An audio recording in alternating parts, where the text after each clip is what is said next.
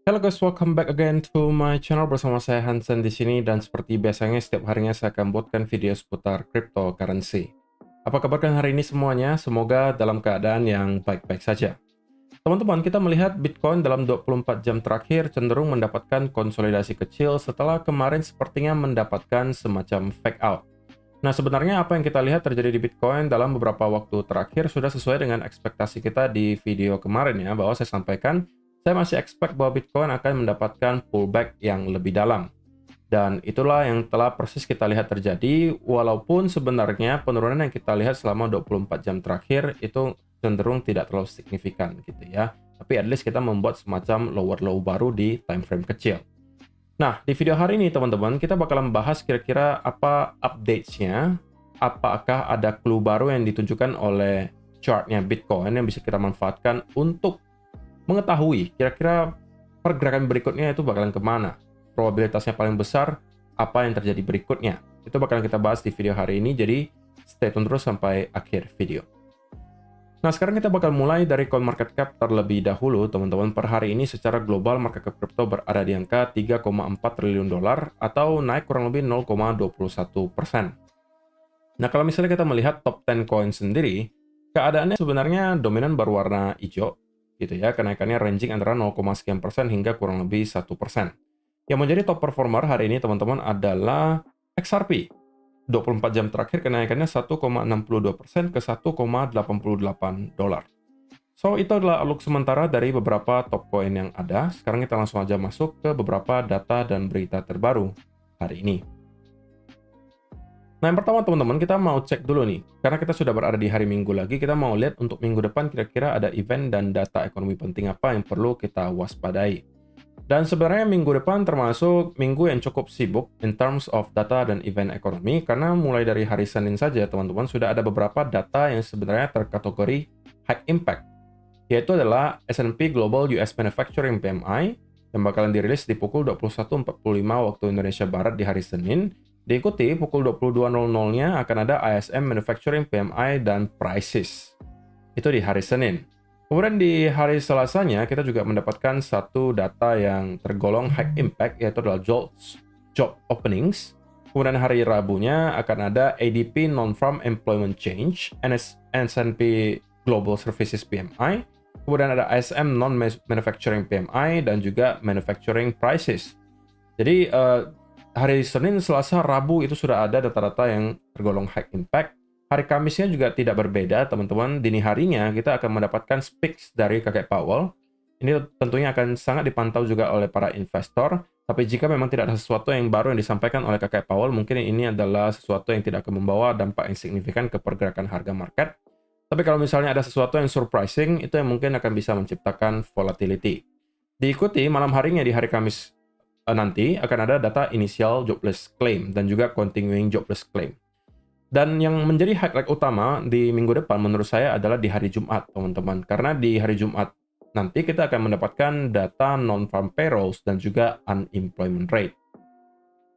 Jadi kesimpulannya untuk minggu depan itu kita mendapatkan banyak sekali data yang berkaitan dengan tingkat pengangguran di Amerika Serikat ya, teman-teman. Dan itu akan sangat dipantau dekat tentunya oleh para investor karena ini adalah salah satu indikator yang dipantau oleh The Fed untuk menentukan kebijakan yang bakalan mereka lakukan berikutnya. Oke, untuk sementara unemployment rate itu diekspektasikan mengalami kenaikan dari 4,1% menjadi 4,2%. Kalau misalnya itu sesuai dengan ekspektasi, harusnya itu tidak akan mengejutkan market ya menurut saya, karena kenaikannya ya hanya sekitaran 0,1%.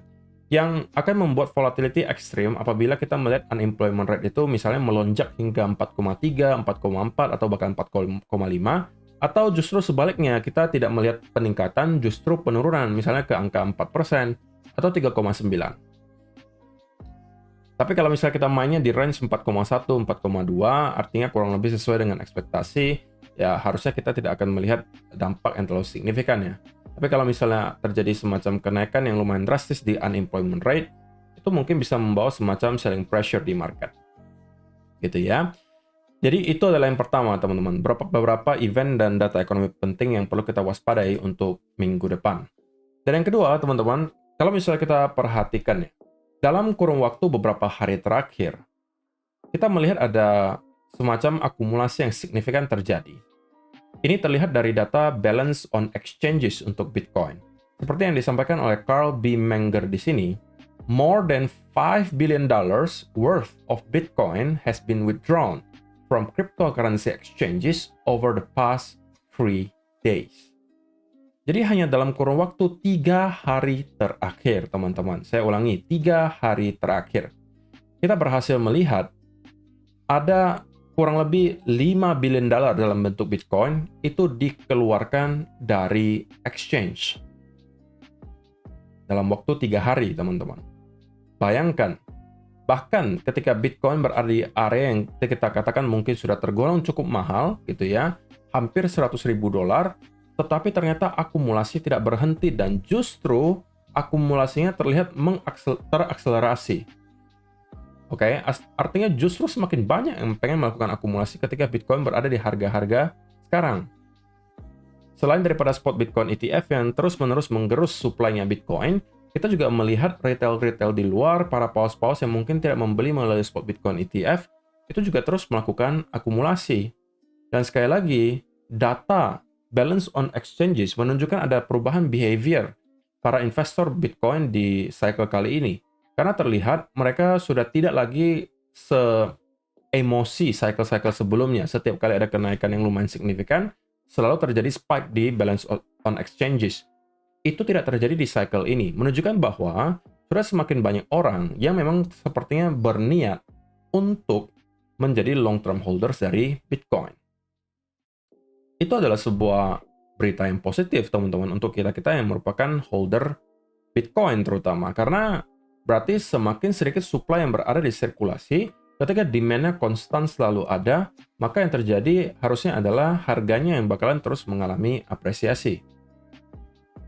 Dan itulah yang sedang kita lihat sekarang, teman-teman. Dalam beberapa minggu terakhir, kita telah melihat Bitcoin mengalami kenaikan puluhan persen. Oke, walaupun tidak terdengar exciting gitu ya, puluhan persen, tapi perlu kalian tahu, dari bottom bear market hingga sekarang, kita sudah mengalami kenaikan beratus-ratus persen gitu, teman-teman. Jadi, kalian harus lihat dari gambaran besarnya gitu. Kalau kalian misalnya katakan, ya beberapa bulan terakhir atau cuma 1 bulan terakhir kita mengalami kenaikan cuma kurang lebih 50% kok, roughly dari kurang lebih 66 ribuan sampai ke 99 ribu kan.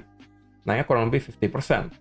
Itu bukan kenaikan yang signifikan. Memang benar, tetapi perlu kalian ketahui, kita ini sudah naik dari bottom bear market hingga sekarang, itu kenaikannya sudah 535%. Oke, 535%. Ini bahkan kenaikannya jauh lebih besar daripada 70 atau 80% altcoin yang kalian telah hold selama bertahun-tahun, teman-teman. Padahal Bitcoin market cap-nya sudah cenderung yang paling besar. Tapi pergerakan kenaikannya justru melampaui altcoin-altcoin kalian. Ya kan?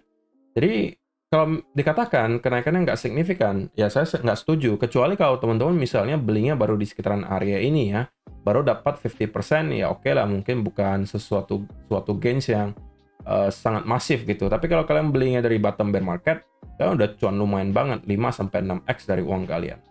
Hanya dalam kurun waktu tidak sampai 2 tahun, teman-teman. Cari di mana lagi aset kelas yang modelnya seperti itu? Selain di cryptocurrency.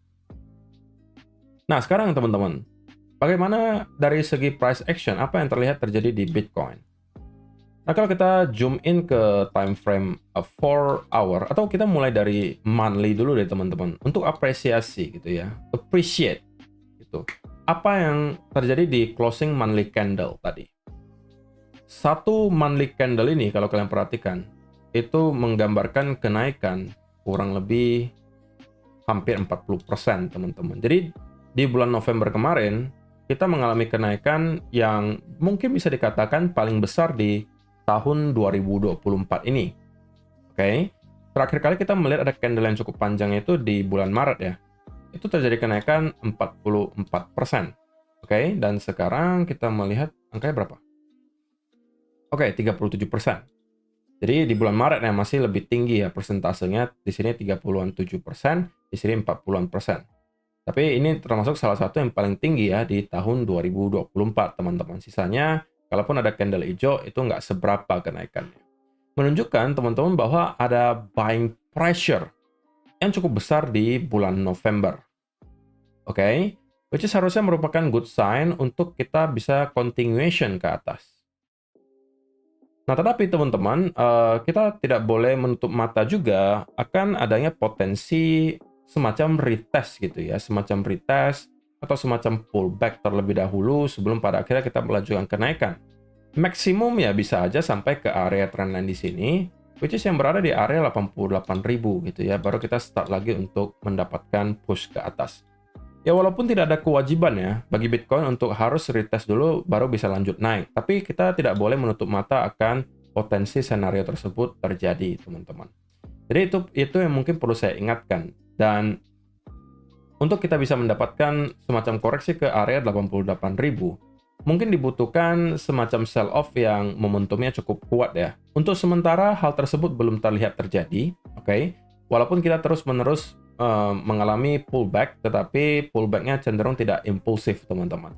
So, untuk sementara itu adalah sebuah good sign menurut saya. Jadi, di video kemarin saya sampaikan bahwa saya expect secara pribadi, teman-teman, kita masih akan membuat semacam pullback lebih dalam. Saya masih ingat video kemarin itu saya buat ketika harga Bitcoin berada di sini. Dengan adanya penurunan yang terjadi, teman-teman, ke sini, saya sampaikan kemarin, ada dua hal yang mendukung tesis bahwa Bitcoin bakalan mendapatkan pullback lebih dalam. Yang pertama adalah potensi fake out yang terjadi di sini, itu menurut saya secara price action sudah menunjukkan hal yang bearish. Diikuti, ada breakdown dari trend line di sini, yang menjadikan ada dua alasan kenapa Bitcoin menurut saya bisa mendapatkan pullback yang lebih dalam. Dan memang benar teman-teman, kita pullback lebih dalam dan dari awalnya kita melihat low-nya di sekitaran 96.000, kita sempat sentuh ke area 95.700-an. Oke, sebelum pada akhirnya kita start untuk sekarang kembali rebound. Nah, tetapi teman-teman, sebelum kita bisa kembali reclaim di atas area trendline ini, saya masih akan cenderung skeptis sih untuk mengatakan bahwa kita akan kembali bisa break dan menuju ke area higher high yang baru. Kalau kita lihat secara area horizontal resistance, maka ini adalah mungkin area yang perlu kita reclaim. Kalau misalnya kita mau memperbesar probabilitas bahwa kita telah menyelesaikan koreksi di sini dan akan kembali start untuk mendapatkan push ke area higher high yang baru. Artinya kita mau melihat ada push di atas area 97.500 and then kita start untuk mendapatkan konsolidasi dan kemudian kita bisa expect Bitcoin untuk ke area all time high yang baru. Kalau lagi-lagi yang kita lihat adalah fake out, ya itu harusnya akan menjadi sesuatu yang sangat negatif gitu ya. Dan sekarang kita juga mungkin bisa expect trend line-nya bakalan bisa berubah seperti ini. Oke? Dan kalau misalnya kalian mau yang konservatif, tentunya ini mungkin bisa menjadi semacam trend line yang kalian manfaatkan. Kalau misalnya kalian mau mencari peluang untuk long, mungkin tunggu breakout-nya dari sini, dan itu akan menurut saya memperkuat probabilitas bahwa kita sudah siap untuk break ke area higher high yang baru. Nah, tetapi teman-teman, sebelum hal tersebut terjadi, saya tidak menyarankan bagi teman-teman untuk langsung start long di sekitaran area ini. Karena bagi saya setup-nya belum ada gitu ya. Jadi ini kalian berpotensi membeli hanya atas dasar harapan bahwa Bitcoin akan melanjutkan kenaikan dari sini. Dan itu bukan sebuah alasan yang bisa kalian jadikan semacam setup untuk masuk ke sebuah posisi, yaitu atas dasar harapan. Jadi jangan gitu ya.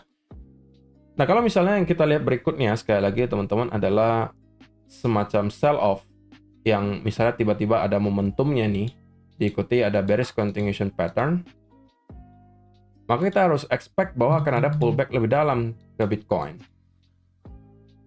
Oke. Jadi untuk sementara ini masih gray area, teman-teman. Makanya saya masih belum berani memberikan semacam senario yang probabilitasnya paling tinggi untuk terjadi, karena bagi saya sekarang masih 50-50. Jadi saya harus sampaikan apa adanya. Kalau misalnya kemarin saya bisa sampaikan kita akan mendapatkan pullback yang lebih dalam dan itu sudah terjadi, artinya berarti pada saat itu bias saya short term itu bearish gitu kan. Dan itu sudah terbukti benar. Tapi kalau untuk sekarang, karena penurunannya pun terlihat tidak terlalu impulsif, teman-teman, tapi pun kita belum berhasil untuk breakout dari area-area yang merupakan major resistance dan juga merupakan trendline di sini, maka ini merupakan gray area bagi saya. Area di mana saya akan wait and see terlebih dahulu, tunggu clue berikutnya dari market. Kalau sudah lebih jelas, baru kita akan mungkin menentukan lagi kira-kira skenario yang probabilitasnya paling tinggi itu terjadi berikutnya itu apa. Oke. Nah, tapi kalau misalnya dipaksa teman-teman untuk menebak gitu ya, dipaksa untuk menebak nih, kira-kira probabilitas sekarang jauh lebih besar kemana nih, atas atau bawah gitu kan kalau dipaksa. Walaupun secara pribadi sekarang saya lebih cenderung 50-50 gitu ya, tapi kalau ditanya, dipaksa gitu, ambil buy atau ambil sell, saya pribadi mungkin akan cenderung ngambilnya ke arah buy ya teman-teman. Kenapa? Karena penurunan yang kita lihat di sini itu cenderung berbentuk seperti bullish continuation justru.